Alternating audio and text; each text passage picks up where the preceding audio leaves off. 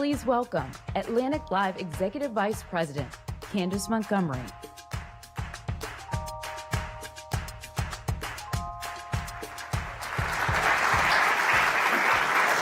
Good morning, everyone. As they said, I'm Candace Montgomery, Executive Vice President of Atlantic Live, and we are so thrilled for all of you to join us for this timely conversation about helping children thrive. Every parent or caregiver wonders at some point, are the kids all right?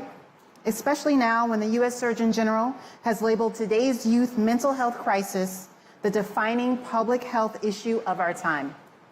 Today, we'll examine ways to tackle the complex realities facing America's kids and highlight innovative solutions to help them overcome societal pressures and reach their greatest potential. Before we get started, we want to thank our underwriter, W.K. Kellogg Foundation, for their support of the Atlantic's journalism. Please silence your cell phones, but keep them handy. If something you see or hear captures your attention, please share it with your social network and use the hashtag TAF24. Now let's begin this morning's conversation. Thank you.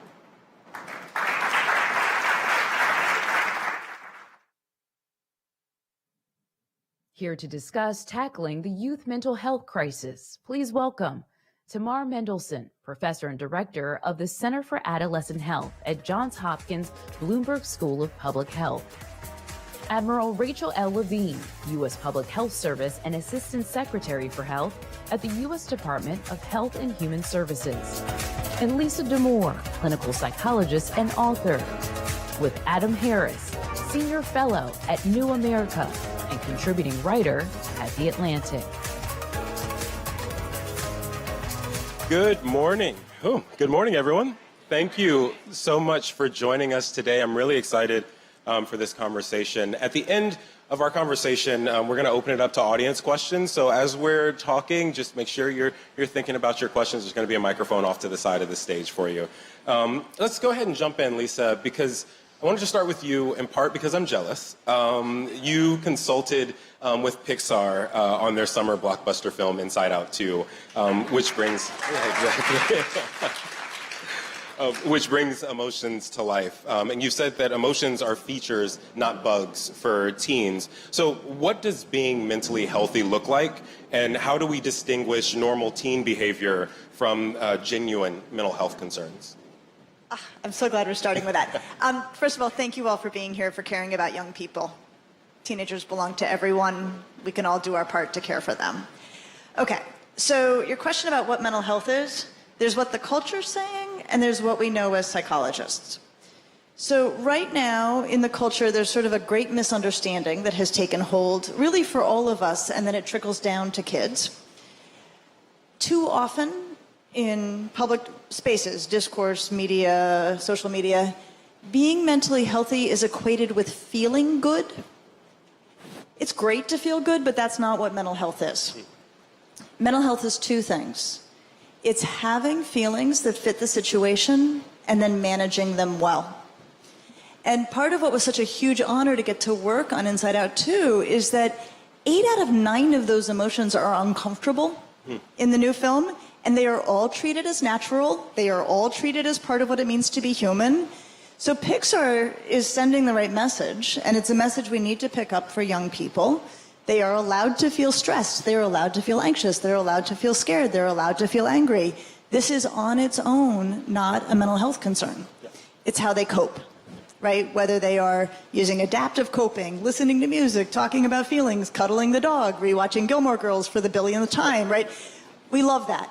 It's only when they are turning to substances, harming themselves, harming others that we worry. Okay, your second question, what to expect when you're expecting a teenager, right? This is a really tough question. They are different from kids.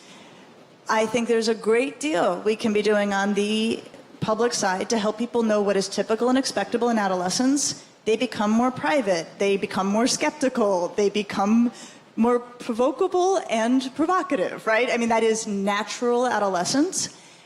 And so we only worry when they are managing all of this in a way that will not work well over time. When they are choosing self-destructive or other destructive ways of managing the great disruption that is adolescence. Absolutely. And Admiral, I wanted to go to you just to think about the national picture, right?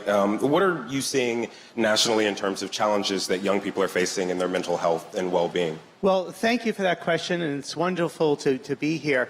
We are facing significant mental health challenges among our youth in the United States, and those existed before the acute phase of the COVID-19 pandemic, but they were certainly exacerbated by the COVID-19 pandemic. So many studies, including the Youth Risk Behavior Survey and many others, are showing high rates of significant anxiety, clinical depression among our youth, particularly among girls, and particularly among the LGBTQ plus community, having those challenges. And so addressing that is absolutely one of the priorities of the administration, from the Biden-Harris administration in the White House down to our Secretary Becerra, our great Surgeon General, Admiral Vivek Murthy, and really all of us at HHS. And so there are many different programs looking at this, looking at workforce challenges that we have in terms of treating adolescent mental health. Looking at the integration of physical and mental health, which as an adolescent medicine specialist I've really spent much of my career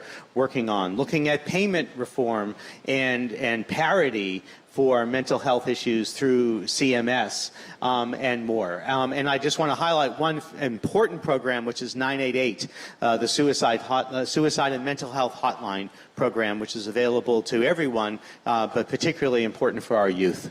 Absolutely. And, actually, to that point, right, if we're seeing the signs and how issues are getting worse, there's new CDC research that has shown some signs that it's getting worse, but we've also seen some promising signs, right? And Damour, we've seen specifically for girls, there are some promising signs of them being less persistently sad. So can you talk about the scope of the problem for adolescents and what you see as some of the root causes and also some of those promising signs that we're seeing? Yeah, thank you for that. And hello, everyone. I'm so delighted to be here with all of you. So we have seen some improvements since the pandemic, but I have to say that, the recent data from the CDC are showing still about 40% of high school students are reporting feeling persistently sad and hopeless. And that's even more true for girls. So, we need to really think about the scope of this problem. Yeah. And I would say this is a big problem. We need big solutions. So treatment is amazing. Treatment works for many people. But what we know is this. There isn't enough treatment available and accessible to young people. So we can keep doing what we're doing now, which isn't working, or we can try to get ahead of this problem. And we can look upstream. What are the ways that we can actually help prevent mental health problems before they start? And this is where I think we really need to be thinking. A lot of the work I do is with schools. So one way that we can prevent problems from getting worse, getting to the point of clinical issues, or promote well-being for young people is to integrate programs into schools that help teach young people about how to manage these emotions that Dr. Damour was telling us about, how to have a healthy relationship with them, how to cope in positive ways, and how to seek treatment when they need it. So this is just one example of ways we can approach it. I was going to ask, are there sort of other specific examples, thinking things like the RAP program, like what are some specific programs that might do that work? So to shamelessly self-promote, I recently adapted and tested a program called RAP Club, which is for 8th grade students. And what we saw is that young people who were part of this 12-session program led during the school day for any 8th grader, you didn't have to be selected based on screening symptoms. What we saw was that these young people had improved mental health over the really critical transition into high school.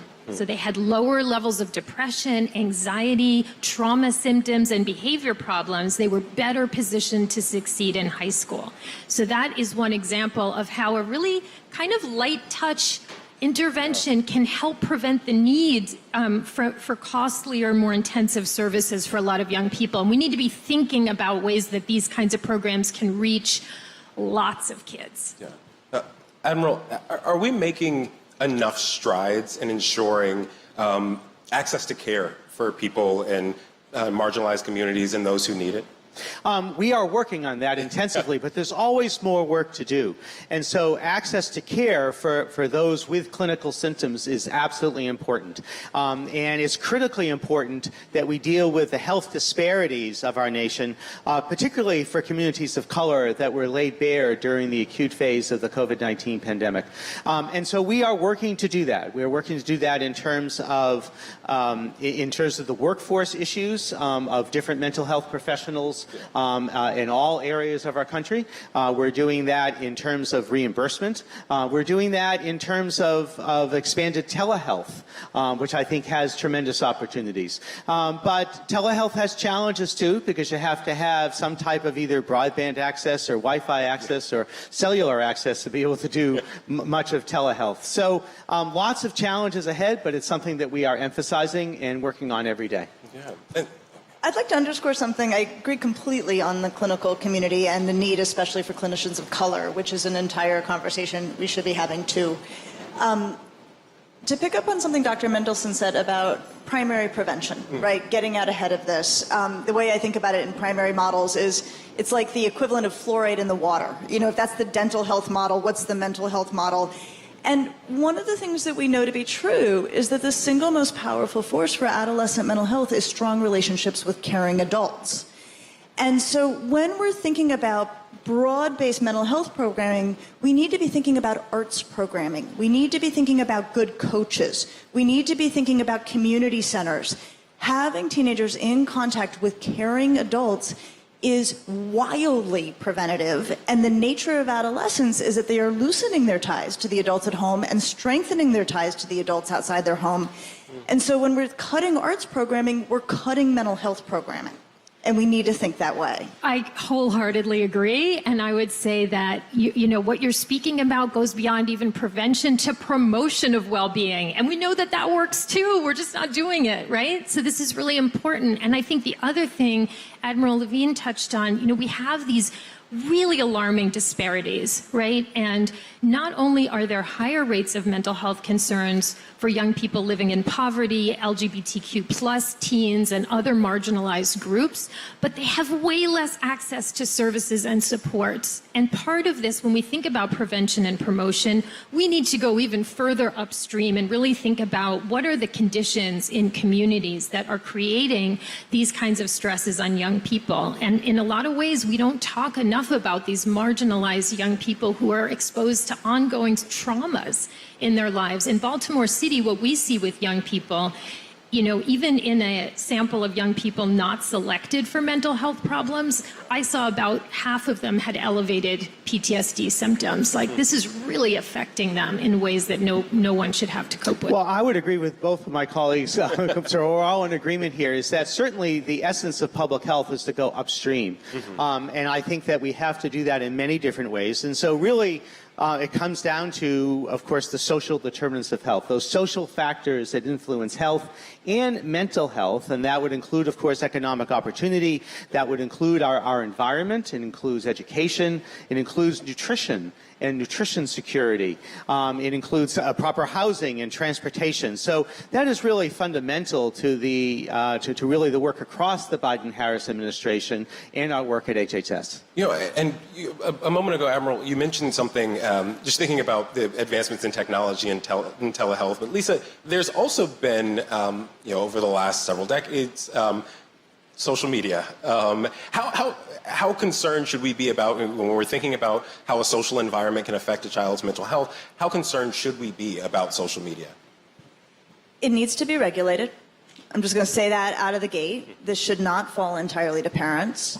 The truth is the data are murky on the causal effect, and to the degree that it has a negative mental health impact on your adolescents, it doesn't account for nearly as much of the distress as it often gets talked about as accounting for. Here is what I would say. I really would prefer that the discourse about social media would just add one word, which is to turn into a discourse about problematic social media. That we can define. It's usually defined as sort of compulsive use, like you can't stop. But I think we can expand that a little bit. Problematic social media use is social media use that gets in the way of what we know is good for kids. sleeping 9 hours a night or more if they can. Kids need way more sleep than we think they do. Spending time with friends, being physically active, studying in a focused way. That's one form of problematic social media use. Another is there is terrible content that kids are exposed to. They should not be exposed to it. They should be protected from it. I think we can probably have a conversation that's more useful to families if we put the word problematic ahead of social media use, because we also know social media use can keep kids connected to their friends. It can be literally life-saving for some kids. So we don't have to throw the whole baby out with the bathwater. We can home in on it and also really press for far better regulation than we've got. Yeah, so basically the argument is that don't take it all away, just to... Problematic social media use and push for regulation. Damour, I'm going to ask you to self-promote one more time because I want to talk about your Youth Advisory Board. What are you hearing from your co-researchers about their lived experiences, and how does that help inform your work? I'm so glad you asked about that because I think, for one thing, anything about young people should involve young people. Young people are the experts on their own lived experiences. So as a way of finding solutions to this problem, we need to be talking to youth. We need to be engaging them as co-developers of solutions. We do have a fantastic youth advisory board at the Center for Adolescent Health that I direct, and these are young people from the Baltimore City community. Many of them have experienced significant adversity, and they talk about mental health. They say, this is a thing for us. This is a problem. But a lot of them have either never seen a provider or have had negative experiences. They may not have been able to find an African-American provider or somebody who gets their experience. So we really, I think, are doing them a disservice when we don't have culturally sensitive models of care. And there's not sort of a silver bullet or a one-size-fits-all that's going to work for all young people. Admiral, HHS recently issued Take Action for Adolescents, a national call for action for systemic change to benefit young people. What are the goals and the action steps that you all outline? Thank you for highlighting our new strategic plan for Take Action for Adolescents. This is really a labor of love by our Office of Adolescent Health, which is very small but mighty, and very important to me because, again, I'm a pediatrician adolescent medicine specialist. And so we're really highlighting all of these different issues about mental health and physical health with specific goals for adolescents. And we did have many adolescents that participated in panels to produce Take Action for Adolescents, as well as parents, as well as providers and educators that all work with our nation's teenagers. And so we're really proud about this. It's available on our website.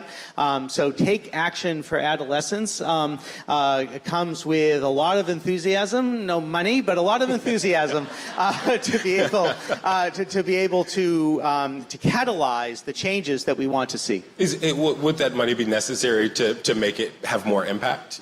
Well, we would love to have more funding, and so hope springs eternal that that as we look at the 25 budget and then the 26 budgets, that we'll have more funding for some of our specific initiatives and programs. But I think that the program itself and the recommendations of the program are very important nonetheless. Yeah.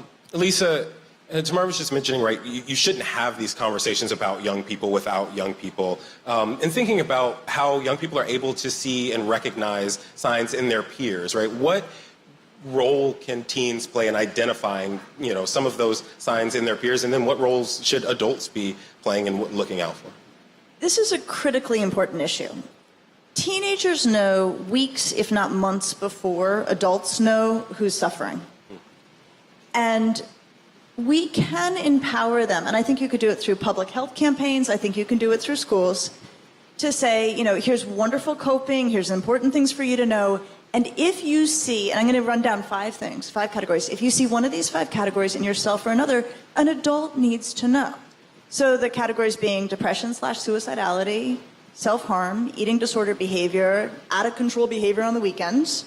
The way I describe this to teenagers is teenagers who scare other teenagers. They know exactly what you're talking about. And then dangerous relationships or dangerous people.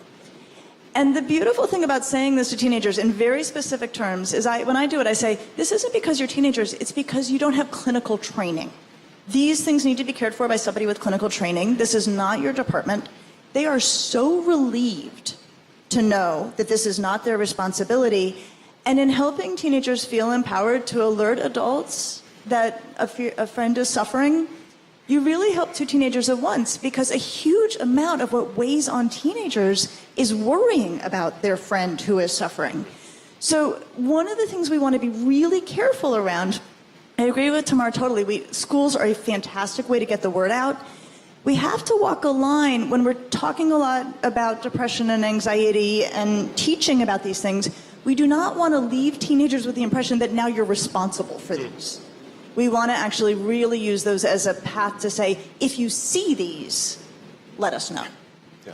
And youth can be powerful messengers too, right? So in Baltimore, there's a fantastic program called Healing Youth Alliance that actually engages young people so that they can train their peers about mental health and about how to talk about it, how to seek help. I totally agree that this is not on them to figure it all out.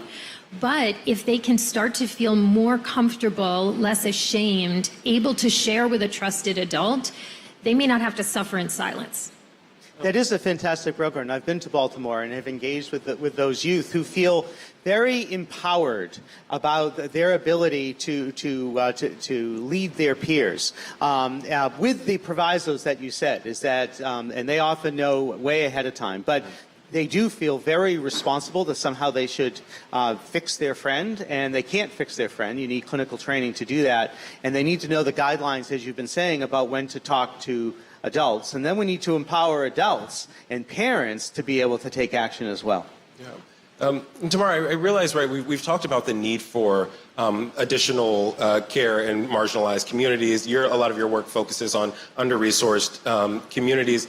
And a few years ago, I wrote a piece that was about the burden of being on point, right? It was about some research that had been done in Baltimore about how young people who had been experiencing an environment where they've experienced violence, there's been murders or things of the sorts in their local community, in their friend groups, and their family groups, how that changes them. Why is it so important that we highlight and focus on these under-resourced communities? And also, why is the issue so acute in those under-resourced communities?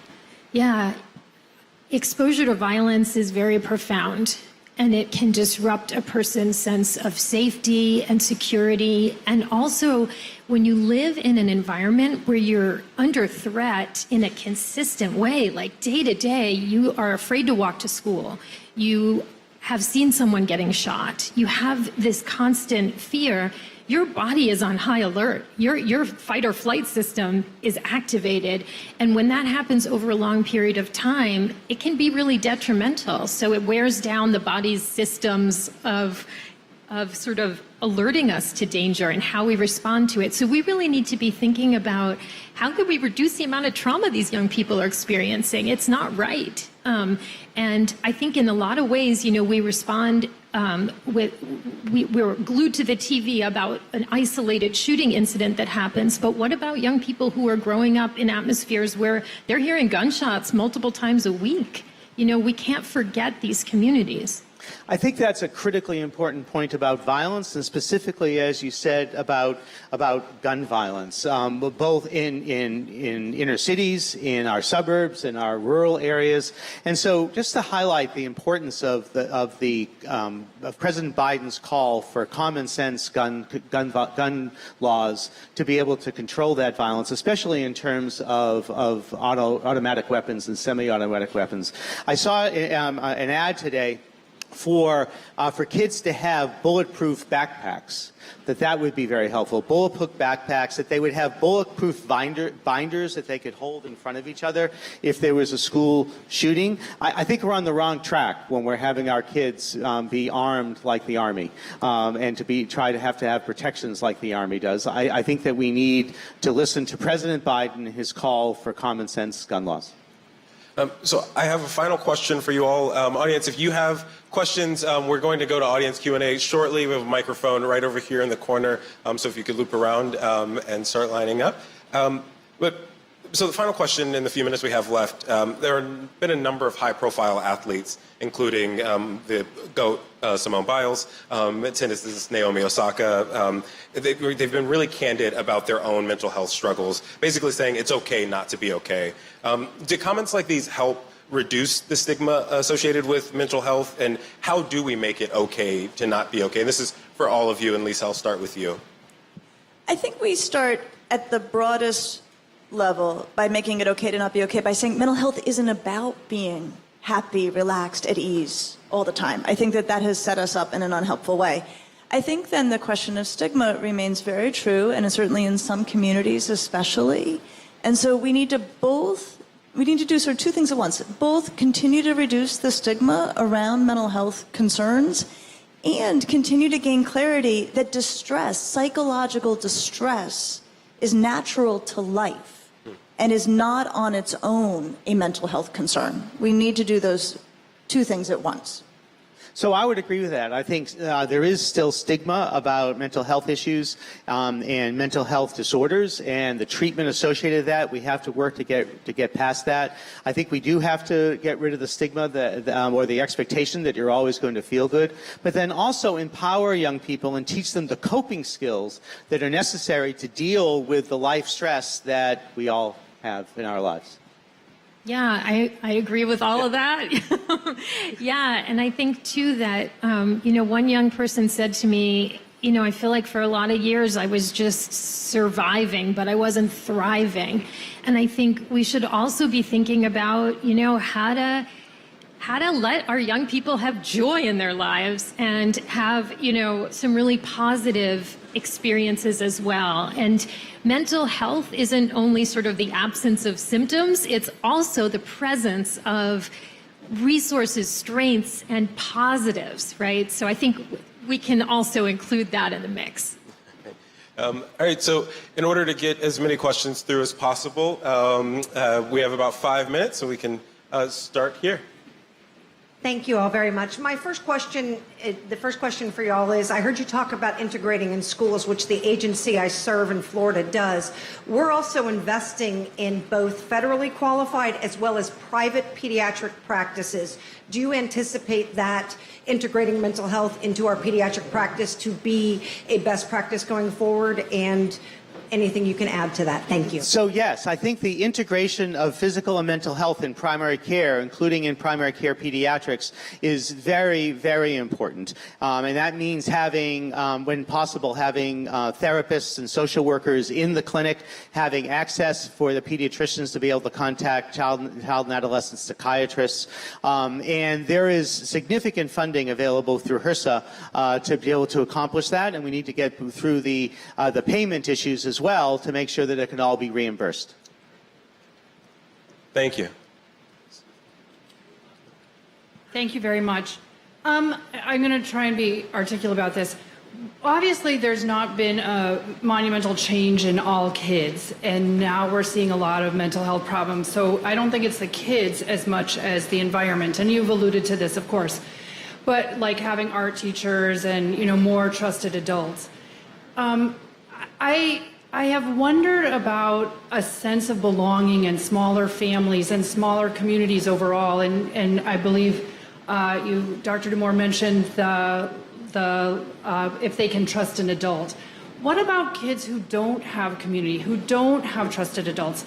Are we working on ways to build community and I would say a sense of belonging? Thank you. So, moving to the secondary prevention level, how do we figure out who's struggling? One of my favorite interventions is actually comes out of the Making Caring Common Project at Harvard. It's a relationship mapping program. It's free. And what they do in a school is they take a roster of all the students and they give it to all the adults in the school, and they have the adults indicate which students they're connected to. Then they give it to all the students and have all the students indicate which adults they're connected to. They throw it all together, and then they figure out who's not anchored. And it's low touch, it is low tech, it is easy, and it very rapidly identifies kids who are floating freely without meaningful relationships. And what I love about it is that it's not always the adult you think it's going to be. You know, so many kids are saved by the hall monitor who knows them, asks about them, knows their family, checks on their game. So we can do things, but I think we have to start scaling up these preventative measures that rapidly identify those kids. And just to jump onto that, I think that communities can be sources of trusted adults too. So there's an amazing organization, and there's so many amazing organizations in Baltimore, you all. There's like a lot, but there's one that we've partnered closely with called Heart Smiles. You should all check out Heart Smiles, and they really mentor kids, teach them to be leaders. And I will say, if you're in a room with young people who are in Heart Smiles, it's a family. And that is why the Don't Say Gay bills that have been passed in a number of different states are so damaging, because it makes it less likely for someone to talk to someone at school about those issues. You know, a study from the Trevor Project shows that one supportive adult can decrease suicidal potential among an LGBTQI plus young person 40%. But that trusted adult might be at school, and if they can't talk to people at school because of those bills, that it takes away a source of support. Take one more.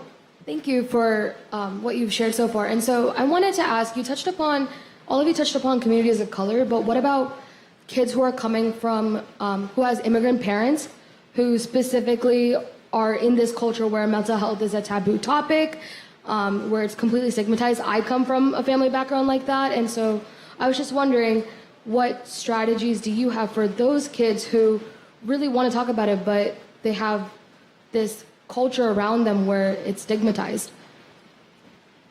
I will again put in a plug for community-based programs that serve youth, because there's some fantastic programs that do work with immigrant and refugee youth.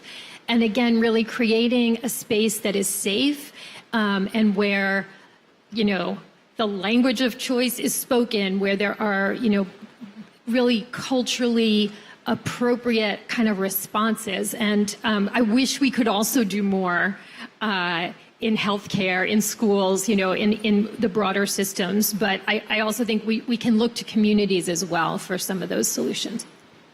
Thank you. And you know, this is a critically important conversation. Of course, we could talk about it all day, but unfortunately, we will have to leave it there. So Tamar, Admiral, Lisa, thank you so much for your time, and thank you all. Thank you. Thank you all.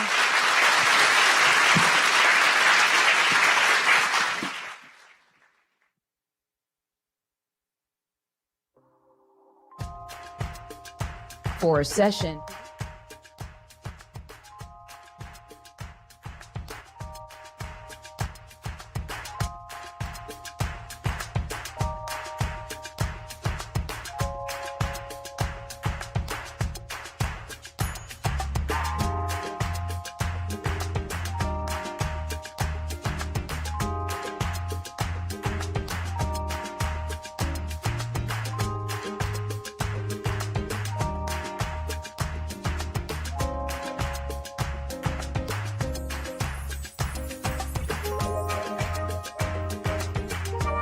For session produced by our underwriter, the W.K. Kellogg Foundation, examining How Are the Children?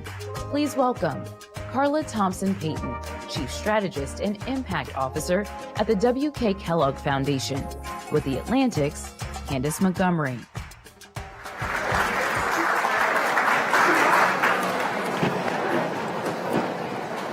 We're here today to talk about the systems and infrastructure that kids and families need to thrive, and that all we need to grow in our collective future. To share more on that, I'm joined by Carla Thompson-Payne, Chief Strategist and Impact Officer at the W.K. Kellogg Foundation. The W.K. Kellogg Foundation is an independent private foundation and one of the largest philanthropic foundations in the United States. WKKF is guided by the belief that all children should have an equal opportunity to thrive, and it works with communities to create conditions for vulnerable children so they can realize their full potential in school, work, and life. Since we don't have much time, let's dive in. Similar to the theme of this year's festival, I understand that the Kellogg Foundation starts its community engagement and community listening work by asking the question, how are the children? So Carla, How are the children? Right. So thank you so much for this opportunity and centering the conversation on children. And that's a question that we ask every single time we meet with folks at the Kellogg Foundation, because we know that children are the heart of everything. And if you center on children, then you center on their families and you center on the communities that they reside in. And for us, it always de-escalates a conversation when you start with the question, how are the children? Because we're all invested in our young people, and we want to encourage people to continue to be in our young people. They're energetic, they're risk takers, they're figuring out the world, they're optimistic, and we want to hold on to that as much as possible. And in the conversation that you just heard, you hear that there's things that children struggle with often. And mental health is not just happening in the teenage years, it's happening in our very early years around social anxiety, having attachment issues. And so when we focus on the things of young children, particularly children that are the early childhood age, we want to create environments that are completely supportive with the adults that they have and the environments that they reside in every single day. Yeah. So now let's talk about the communities in this country, most impacted by the post-pandemic challenges, political and policy polarization, and racial inequities, and what solutions look like. Yeah. So we know COVID-19 decimated many communities, particularly communities that are Black and Indigenous and Latino. And we know that oftentimes we don't recognize how many people and how many children lost family members during the pandemic and the long-term implications of that. And so for us, it's really around how do we shore up our systems to ensure that children have what they need. We know education is incredibly important, but it's severely underfunded in many communities. Access to high quality teaching staff is also an issue that's happening in early childhood education. Our graduation rates, particularly for children of color, are diminishing year over year. Healthcare, you can't thrive if you're not healthy. We know that the Children's Health Insurance Program has seen an erosion in enrollment. There's over 2 million children who don't have access to health care right now. We know Medicaid expansion across states is something that's being very controversial, but you can't have healthy communities if you don't have healthy children and healthy families. And so for us, it's really around how do we push the knowledge around what these policies can do and how they can help communities, and what ignoring them will do for us in the long term as a community and a society. We absolutely cannot ignore it any longer. Any longer. I know the election is very much on everyone's minds, and while I know the foundation is a nonpartisan organization, I am curious, regardless of what party takes control of the White House and Congress next year, how do you believe we can ensure our children are at the center of the actions our political leaders take in the years ahead? So this is where we need partnership, and this is where I'm challenging all of you in this room to join the Kellogg Foundation in this awareness. One, we know that public policy and policy advocacy is incredibly important. And while we're nonpartisan, we will challenge anyone to say it's all of our fight to make sure that our kids are healthy and that they have a pathway to prosperity. So when we think about the policy advocacy agenda, we're thinking about Medicaid expansion and the expansion of the Children's Health Insurance Program. We're thinking about the expansion of the child tax credits, because regardless of what you hear in some environments, families use those resources for housing, for food, for accessing high quality education, and we want to continue to do that. And we also want to think about what are the sort of workforce opportunities families and communities have access to, because we know that in order for children to thrive, their families need to thrive. And in order to thrive, you need to have transferable skills, a career ladder, a livable wage, access to universal basic income. I know some people don't like that, but let's face the reality. All of us deserve to have our basic needs met so that we can continue to support our communities. And so what we're doing is having these conversations to say, join us in that campaign, not only about what you're doing as an individual, but what you're doing as a professional. And if you need partnership, the Kellogg Foundation is here to partner with you. So we have an audience of, I would say, our own subject matter experts. Yes. What can people in this audience do to help bring about the policy and workforce changes that are needed to ensure that our children can thrive? Absolutely. Use your individual power. Each one of us have networks that we interact with on a daily basis. How are you raising the issues around children, families, and communities in your day-to-day? How are you helping to shift the narrative so it's reflective of the lived experiences of the communities that you reside in? How are you not just singing with the choir, but singing with those who are slightly off key and helping them get into tune? How are you telling the message around the importance of us having collective action and community building together in order to move forward? And how are we being courageous? If we don't feel that it's our skill set, do we know someone who does have this as a skill set? How are we reaching out to them and having allyship in those conversations? Yeah, we can all take purpose. We can all take a point of privilege there. Yeah, so I just want to thank you, Carla, and thank you, W.K. Kellogg Foundation, for this time.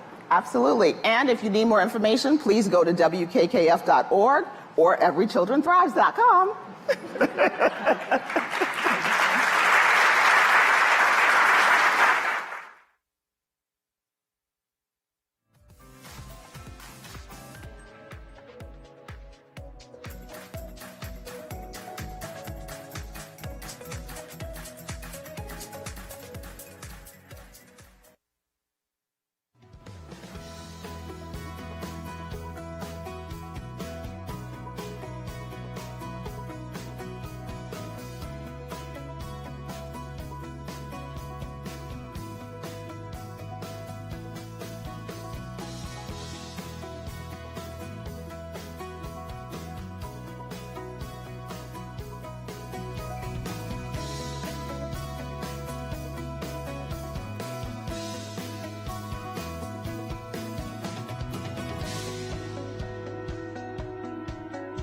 And now to discuss building a more resilient generation, please welcome Aaron Whalen, Executive Director at SMILE, empowering LGBTQ+ youth.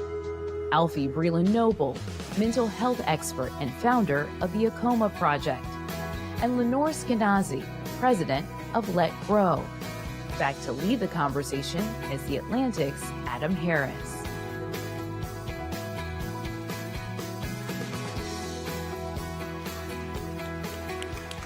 Hello again. It's been a while. We have another fantastic conversation, and I'm really excited to be with you all today. Each of you is dedicated to building a more resilient generation of young people. And in a lot of ways, resiliency begins with empowerment, right? Helping kids to sort of help themselves. So, Dr. Alfiee, I want to go to you first. How does the AAKOMA Project empower youth of color to manage their own well-being? Well, thank you for that, my HBCU brother. I really appreciate that. I think part of, hello, everyone. Hello, everyone. Yes, that's it. I love it. So part of how I think we do this at the AAKOMA Project, we have 3 pillars. AAKOMA Project is a mental health nonprofit. Our goal is to uplift and center the emotional well-being and mental health of young people of color with deep consideration for intersectional identities, because our young people of color are not just young people of color. They're also young people who represent the LGBTQAI+ community. They're also young people who may have disabilities and so many other identities. So I think for us, our 3 pillars: raise consciousness, empower people, and change the system of mental health. And the primary goal of that is to allow young people to feel seen, heard, and valued. And I think when we do that, we are empowering our young people, because for so many marginalized young people, they're used to being pushed out to the margins. Because I always tell our young people, you are not marginal, you are marginalized. It is something that is done to you. And so when we name it, we're empowering our young people, because so often they're made to feel that the ways in which they are marginalized either are not happening and or are not meaningful. And of course they are. So for us, it really is about naming, because when you name, you can reduce the shame and the blame. So that's how we do it at AAKOMA Project. Awesome. And Aaron, on a similar note, right, how does your organization, SMILE, help LGBTQ+ youth develop those critical life skills? Great. My name's Erin. I use she, her pronouns. SMILE is an organization that works with LGBTQ+ youth as young as 6 up to 24 here in the DC area. We have 3 core pillars of service: our mental health service, which is free of charge to any LGBTQ plus youth here in the area, as well as housing and our youth empowerment leadership advocacy. But I would say the core tenet in which we function and operate on is to ensure that young people are the experts in their own lives. And so we as adults aren't coming in and telling them what we believe is best, but provide the platform and the space to be the expert and to build programs that they believe they would want to participate in. And Lenore, you also really focus on independence, right? That's all I focus on all day long, 16 years in a row, independence, period. Yes. But why is independence, right, free play and responsibility so important to kids' well-being? Well, I'm going to take like 1 minute of my precious small time and ask you to turn to somebody next to you and say what you got from your free time as a kid when you were playing. I can barely hear myself. Turn to the person next to you and say what you got from your free time as a kid. You literally have 1 minute. It's 1 minute of my time. Right? Right? 55 seconds.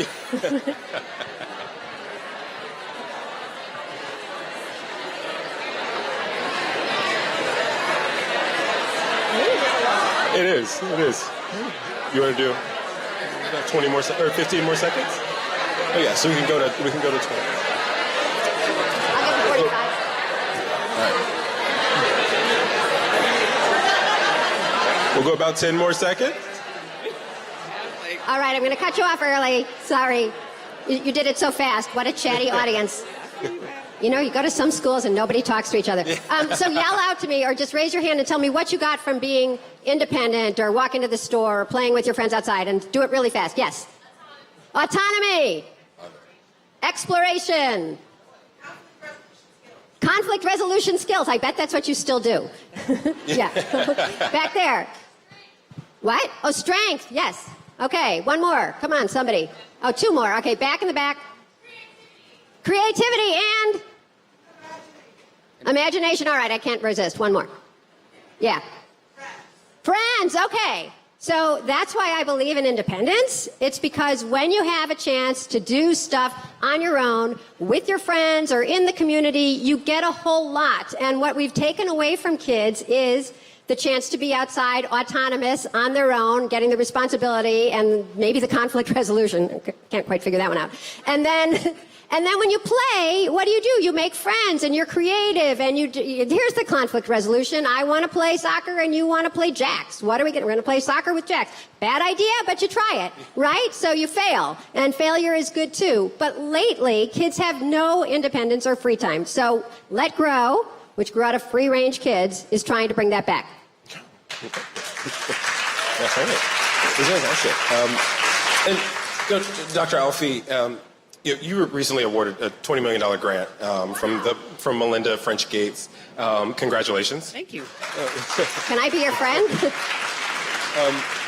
And you're entrusted with paying these funds forward to communities, young people, doing the work of enhancing the well-being of marginalized kids. How does that work? Right? It's a lot of fancy words. How does that work? First, it's taking a deep breath because I can't believe it happened. Right? I'm still trying to breathe.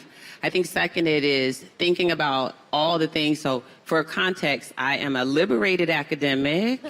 I spent 20 years in academia. So I feel like what I learned was some of what to do right and some of what never to replicate again. No offense to my fellow academics out there in the audience. It just wasn't for me. And so I think for us, for me personally, having been entrusted with this by someone as esteemed and known as Melinda French Gates is really something that says to me, whatever you do, I trust that you're going to do it well. I trust that you are the person who can handle this.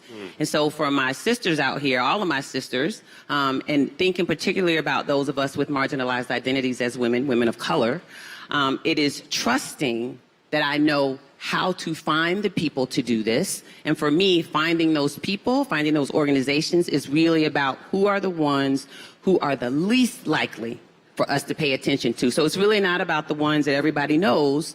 It's the folks who are out there on the ground, in the trenches, doing the work. In some of our communities, that might be Abuela. In other communities, that's Big Mama. My grandmama was Mama Alice. And so there are people in community doing the work. We have people up here doing the work. And so for me, it's really about reaching out in unconventional ways to find those entities and organizations that are really, as the young people say, about that life. Right? And as we find innovative ways to lift them up and support them, it really is, here's some money, go do what you know how to do. Right? I don't need to have anything to do with that, because so many of these organizations are hand to mouth. Right? Rob, as they used to say down south, robbing Peter to pay Paul. So we really want to reach out into the margins. That's our goal. We've already started to do that, to find the people who are doing the work, in particular, as my colleague here said, in collaboration with community. So it's not dictating to people.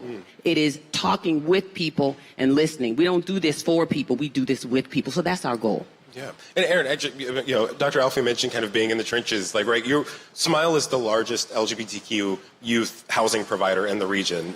So how does that, change the equation for vulnerable, LGBTQ plus youth? So on any given night, Smile houses 54 young people here in the DC area. We provide wraparound case management, which is basic for any housing program. But I think the unique thing that we do is we don't have a one-size-fits-all approach. We really look at each individual and their uniqueness and ensure that we are tailoring our approach and our services for that individual. So we have individuals who are looking to change their gender markers. We are having individuals who are migrants who need support in how to navigate DC and resources that they might not be eligible for. And so I think the biggest thing is ensuring that they feel seen and understood and supported in whatever they need to kind of that next step in their journey. Yeah. Lenore, one school superintendent called Let Grow a silver bullet for building essential skills. We've seen sort of how independence can help shape people's livelihoods. How does that work, right? How does Let Grow work closely with schools to build childhood independence? What a perfect question. So Let Grow has two programs that we suggest all schools do. And if you have a kid in a school, or if you know anybody in a school, listen up. They are free. One is the Let Grow experience. Teachers give students the homework assignment that says simply, I always do this on my hand, go home and do something new with your parents' permission, but without your parents. And yes, it's for kids, but it's really for the parents. They have no idea when to let go of their kids. I got a letter the other day, last week, to my site with a mom who said her 7-year-old wants to walk 2 blocks to the bus stop in her small town, and they know people along the way. Is that too soon? I'm like, no, like, do it at 4, for God's sake. So don't quote me. 7 sounds fine. Only 7. The point is that when parents get this assignment from their kids, they have to let go. And then when the kid goes to the store or walks those 2 blocks to the bus stop or makes the pancakes, depending on your neighborhood and your kid and the age and their interests, it's the parent who changes the most, because they had no idea that their kid was ready to do that. And that rewires their brain and lets them send them out again, because parents are the gatekeepers. So the Let Grow experience, free. Then we also suggest that schools stay open for the Let Grow. Do we obsessively, brand our stuff? Yes. The Let Grow Play Club, which is keeping the school open for mixed age, no devices, free play. It's weird that kids only get to play with 7-year-olds on a manicured field, with somebody telling them what position to play and what time. So this is just a wildlife preserve for childhood as we remember it, where kids play and there's a cardboard box. If you're really nice, you give them a cardboard box or some chalk or a couple of balls, and they will figure it out. They will make new friends. And that's as simple as letting, just keeping the school open for mixed age free play. Yeah. And, does that look different in different communities? The Let Grow Play Club does not, because the kids are already at school. So whether you're in the manicured suburbs or in the inner city, you're already at school, and then the school just stays open. So in a way, if you're in a dangerous neighborhood, how great. It's instead of going to the park, which nobody trusts the kids to do anymore, you just stay at school. And instead of going home and just being on your phone, you stay at school and you get in person. You meet new people. You don't know anybody from another grade. You make your games. You say hi to them in the hall again. It's just so simple. It's giving kids back some mixed age, no phones, free play. Yeah. Can I add something to that, too? Yeah. I think everything that you're saying is wonderful. What I love about this is we have an opportunity to talk about ideas that may differ slightly. So with love and respect, I say this. I think there's context for different communities have different resources to allow them to do these things. And I think as a mother of a black male child, the worry that I carry every time my baby leaves the house is tremendous, right? And so there's a piece of it where you're trying to find a balance as a parent. I think for any kid with a marginalized identity, how much do I let them go, knowing what the world is going to do to them while they're out there, right? So I'll tell you a quick story. My son works at a fast food restaurant. There's this one person who's coming to the restaurant at this point 3 times. She makes a beeline for him. You already kind of know where I'm going with this, and everything he does is wrong. Oh. Right? And so it's, as a black boy, who clearly is a black boy, he can't go off on that lady. Right? So he has to pull in reserve. So it's, how do I help him develop the independence to stand up for himself, also knowing that as a black male, there are going to be slightly different consequences for him standing up for himself than there might be for somebody else. I think the same is true for any child with a marginalized identity. So again, with love and respect, I think there's some context just thinking about what you were asking. Can I just say quickly, but if you keep the school, I agree. I agree with everything there, which is why the Let Grow Play Club is at school. So it's the kids are staying at school, so they're not out in the community. They're not in a place that's judging and hurting and them.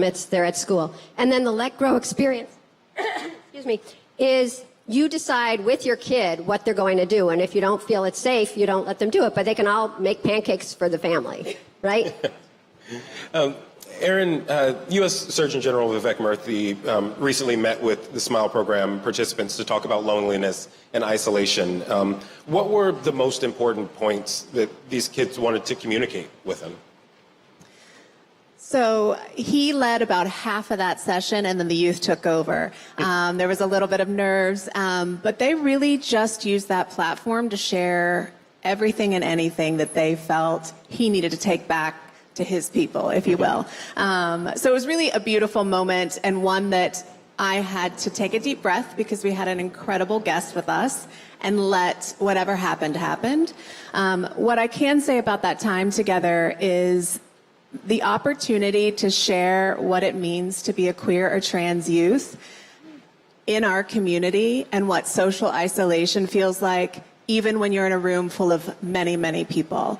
And I really do feel like he received that message and understood that with grace and understanding in which the youth were trying to communicate it. That's fantastic.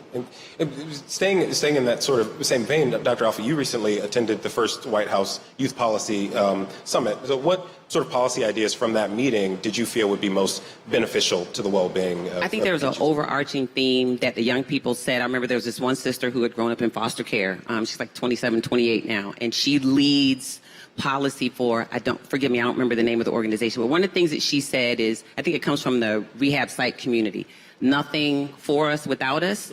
That really was the message. So as adults, older adults, because a lot of these young people are adults too, it is about, as my colleague here said, Ms. Whalen, partnering with young people, right? So when you think about policy, what the young people talked about is you have to talk with us, right? So I feel like it was much more overarching than it was any specific policy items that they laid out. But what I remember more than anything was the young people saying, y'all make these things for us and have this attitude of, if you build it, we will come. But why would we come to something that we had nothing to do with and had no hand in preparing? So we've been doing that kind of work for decades at AAKOMA Project, just trying to listen. And I would say that's the main thing that I got, was that we're, as adults, older adults, are not doing a good enough job of listening to our young people. Yeah. And Erin, actually, to that point, right, you mentioned that during that meeting, it was, he sort of led the first part of it, and then the kids took over. How, as someone of a facilitator, what advice would you give to people in those situations, right, where we always want to be very hands-on and say, oh, wait, well, this is what we're supposed to be doing here. And what advice do you give to people to let the kids actually, have that agency, have that independence to sort of lead that conversation? I think the primary thing is a lot of adults, especially one with power and privilege, come into rooms and expect respect. And I think the big thing in that room is to know that you are a stranger and are starting at ground zero. And the biggest thing is to develop a sense of respect and understanding with those young people so that they feel safe enough to trust the things that live deep, deep inside of them and to share that with you. So I think that's the biggest thing. And so I think talk less. I often say, wait, why am I talking? And really, I'm a therapist and I find silence challenging. So I think just allow the silence sometimes. Youth will fill the space. We just have to allow them to.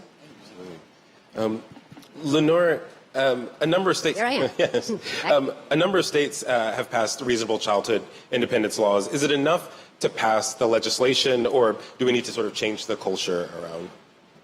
So the legislation that he's talking about is the reasonable childhood independence laws, which were passed in 8 states so far. If you live in a state, come talk to me.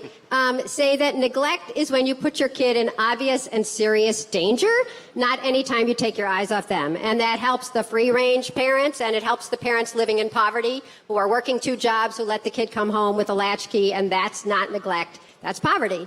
So it's great that we passed these laws. We have another, you quickly do the math, 42 states plus DC that have to pass those laws. And of course, we're trying to change the culture. We're just trying to make independence normal again. We don't want to have parents thinking, can my 7-year-old walk to the bus stop if I think it's safe and he wants to do it? That should just be a no-brainer. So trying to make independence, free play, and responsibility for kids easy, normal, legal. Yeah. And actually, I wanted to ask, because you were mentioning in Let's Grow, right? You can kind of keep the schools open. And it sort of jogged a thought about just generally schools that can't stay open because they don't have the funding to stay open. Is there also a push alongside that for additional funding for public schools so that they can stay open for the kids? You know, what I've heard about is schools that do stay open, when they do get funding from the government, they're not allowed to offer free play because it's not educational. You're not doing homework help. You're not doing, handwriting or whatever it is. So what I would like to do is just see free play recognized as an incredibly enriching experience, so that all the enrichment is not always an adult coming and telling the kids, here's how you do something. Trust them with some free time. Absolutely. In the time we have left, I'd like to ask each of you to name a thing that makes you hopeful, that, despite real challenges, kids can thrive now and in the years ahead. So, Dr. Alfiee, I'll start with you. Okay. So one of the things that makes me hopeful is, after many years in academia, having the opportunity to now create something that we did last year and we're getting ready to replicate. We encourage you to pay attention to it because it's so important to us. It's called the State of Mental Health of Youth of Color.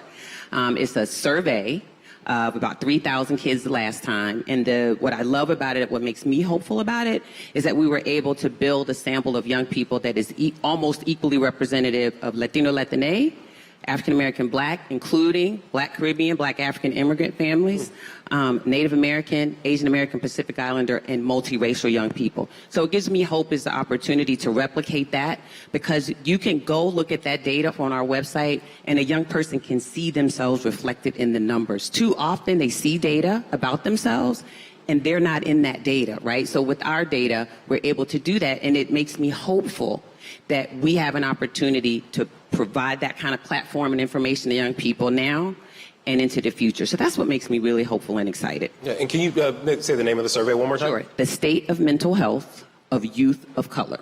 And it's on AAKOMAproject.org. Thank you so much for that. And AAKOMA has 2 A's. AAKOMA has 2 A's. Thank you. Yes. Erin. I mean, the future is bright. I feel really hopeful. I think one thing we often talk about is youth are our future, and I really think reframing that is youth are our current reality. And it's really important to recognize that now and not wait, but realize the resilience and the incredible knowledge they have in this moment. And then I'm also really excited that mental health is moving away from a stigma. Young people are talking about mental health the way us older adults have never talked about it before. And being in therapy is cool.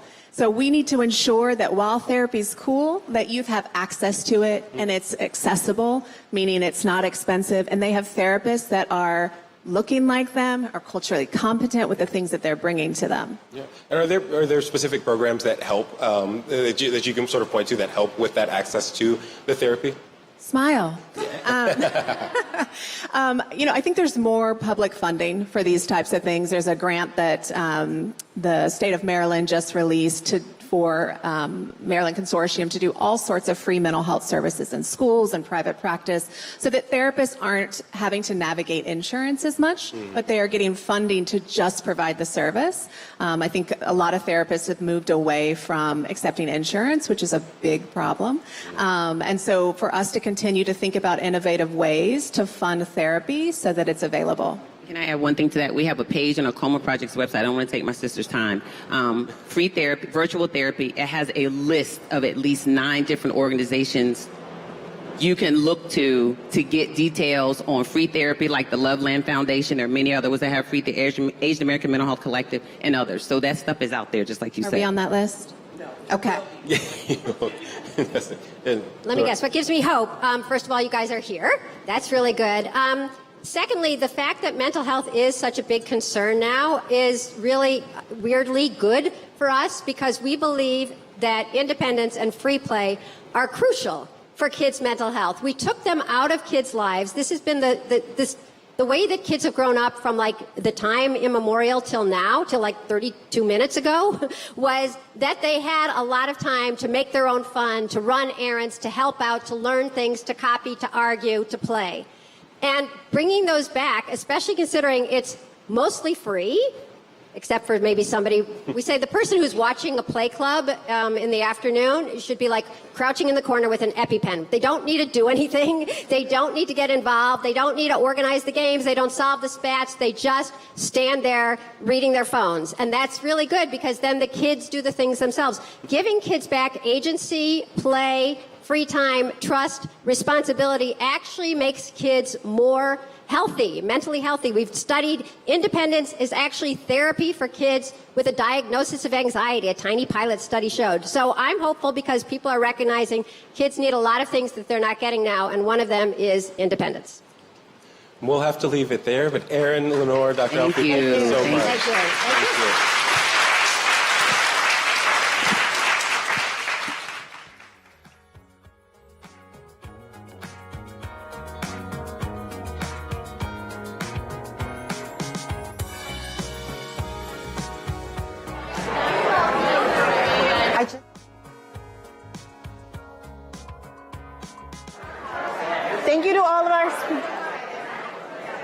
Thank you to all of our speakers for lending their voice to such an important conversation. Thank you again to our underwriter, W.K. Kellogg Foundation. We have so much more in store for you this afternoon. In this room at 1 p.m., we'll have an important conversation about criminal justice in America. If you are not staying, please exit quickly, which you are already doing. Thank you. Please refer to the festival agenda at theatlanticsfestival.com for the complete schedule. Thank you.